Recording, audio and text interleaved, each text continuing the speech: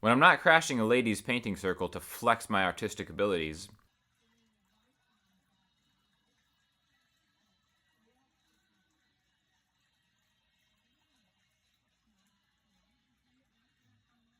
I like to answer questions that I get on YouTube, so let's get to it. Guitar must have been quiet for the singer to be out of tune with it so badly, hence the need for buds.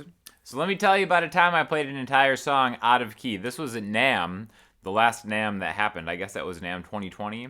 I had an opportunity to do like a interview playthrough thing with Journey Instruments.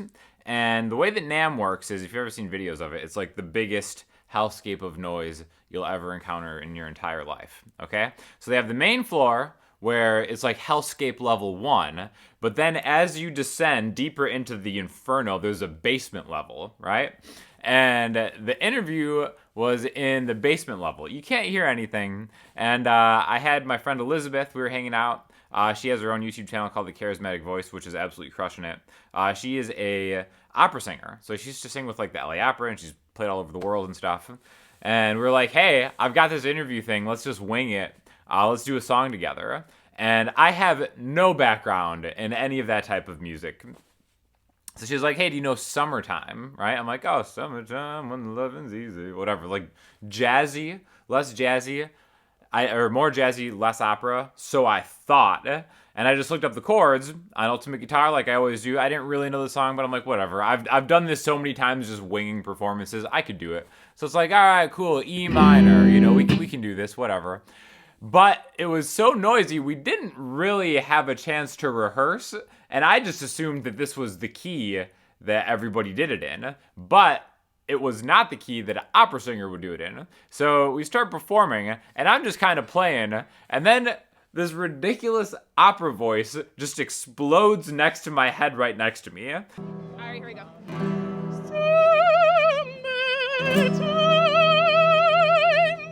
And in the video that is posted, that has been getting more attention recently for whatever algorithmic reason, you can see I'm just like, all right, I'm in the wrong key. This is crazy. What you can't understand is how loud her voice was, how incredibly loud the hellscape had coalesced to in the NAMM basement. Again, the acoustics in the NAMM basement are not great.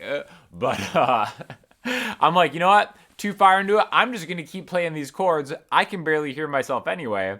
But because we were getting a direct signal of it, and the playback, it just sounds like I'm gleefully playing in the wrong key. But the funny thing is, I think I was playing it in E minor. I'd have to look at the video again. And she was maybe singing it in A minor. So again, those keys are fairly similar, right? You know, E minor just has an F sharp and A minor is all the natural notes. So it's not totally terrible, but it is terrible. And I just remember that was like one of those things that, you know, it's already begun. It's ridiculous to stop it now at this point anyways. Nobody's listening to the guitar. They're listening to this otherworldly opera singer just belt out. And the only time I've ever heard, like, the NAMM floor silenced was when Elizabeth started singing. So, yeah, that's just the story of the time I played an entire song out of key. But was not phased and just kept on pushing through, because that's what champion performers do. And speaking of music that is always in tune for the most part, the new Emeryld Ryders album, which is my band, comes out on St. Patrick's Day. So we have like a pre-save link in the description that you can check out, because I'm pretty proud of it, and we're gonna have some more Emeryld Ryders content coming out very quickly.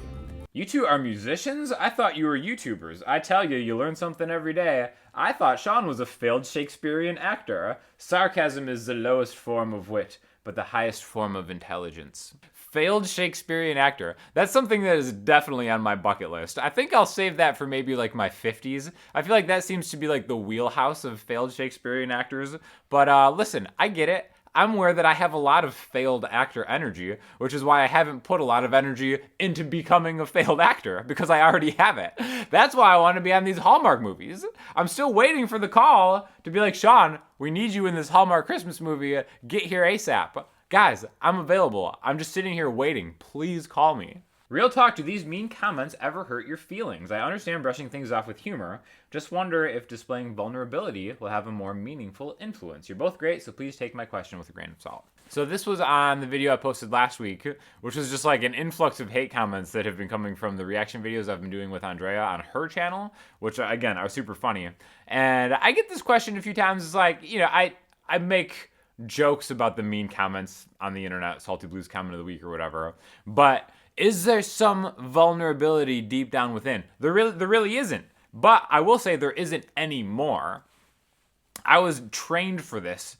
I was forged in the fire because I used to make articles on ultimateguitar.com where they'd be like kind of lessons, and there'd be like a text accompaniment of the lesson that was going on. And it was cool because Ultimate Guitar would always post them on like their front page. So it'd be like a picture of Slash being drunk, and then like a picture of whoever, like Les Paul, and then it'd be me with some stupid guitar lesson.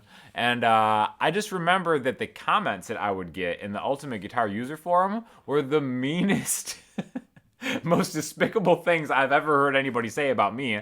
And at first it was like, wow, this is like hurtful to me because I really didn't have a lot of experience in like a public forum. This is before the YouTube channel got big or whatever. And I was like, gosh, this sucks. And yes, it hurt my feelings seeing these comments. But I kept doing them because Ultimate Guitar was like, hey, we really like what you're doing. We'll keep, paying you to do these. And every time I would post it, it would be the exact same negativity and trolling. And then I would see it on other posts from like guitarists and teachers that I really respected. So then I was like, okay, this really isn't personal at all. And that has since thickened my skin and helped me with the YouTube game. And just the growth of the channel was really great for my personal confidence. And I guess one of the lessons that I always try to preach is just to be confident in yourself without being arrogant. There's a borderline that, maybe I cross sometimes. But confidence is your ultimate armor against trolls. Because again, it's just it comes from a place of darkness and jealousy. So that's why I never, ever take them personally anymore. But I think really the Ultimate Guitar experience pre my own personal YouTube channel was the ultimate training ground in the cesspool of humanity that you will find on the internet. But most of the time, like especially like in the community here, like I'm always happy to hear feedback. And I think most people really genuinely appreciate kind of just being honest and just being open to stuff. So if that's something that you're worried about, don't worry about it. Haters gonna hate. Hey Sean, can you explain bar chords when the bass note deviates a half step down, like A to a A over G sharp, B to a B over A sharp, etc.? How the heck do I make the bar shape and have the entire chord ring? Thanks again for the great lessons. So what you're talking about is a major 7 inversion, okay? So for instance, like a D major bar chord right here, rocking out the Luke 3, by the way. If I'm doing like an A string rooted bar chord where my pointer finger is the root note, D, right? That's a D major chord. So 5A, 7, 7, 7. Okay? Kind of a double bar chords can be tricky. The easiest way to do this would just take the root note and go down a half step. Okay, so that's a D major to a D major 7 inversion. Remember, the 7th note in the major scale is always just back one. So you'll see that pop up. Same with A.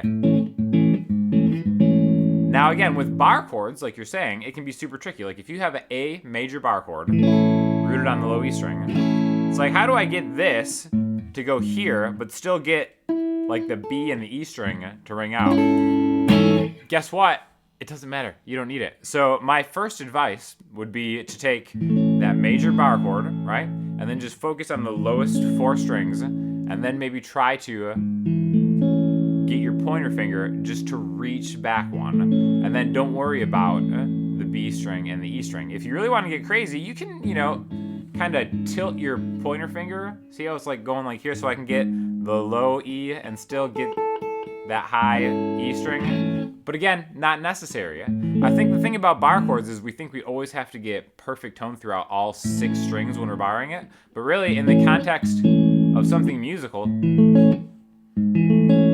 just really getting the meat of the chord is always going to be sufficient. I think another thing to maybe think about is how you would do this in an open chord situation. Like how would you do a C or a C over a B, right? So here's an open C chord right here. Super easy to do that with a B because you take your ring finger and take it to the 2nd fret, and then you have a really, C major 7 inversion. Do the same thing, but maybe, watch one of Ian Stitch's caged chord voicings. Like, let's do it with an F right here, where I'm doing a caged F, where my pinky is grabbing the root note. I'm barring the 5th fret, so I've got 8A, and then I've got my ring finger on the major 3rd like that, and then just do this switch right here. So that's why it's really important to learn different chord voicings, because then you can take all the stuff that you've learned from open voicings, where it's really easy to do like a G to a G over F sharp, just by going from the root note to the major 7 right below it, and then just kind of like taking that into a bar chord form. Let's do the A right here, right? The G shape A chord, where I've just got 5 on the low E string, 4 on the A string, and I'm barring the 2nd fret.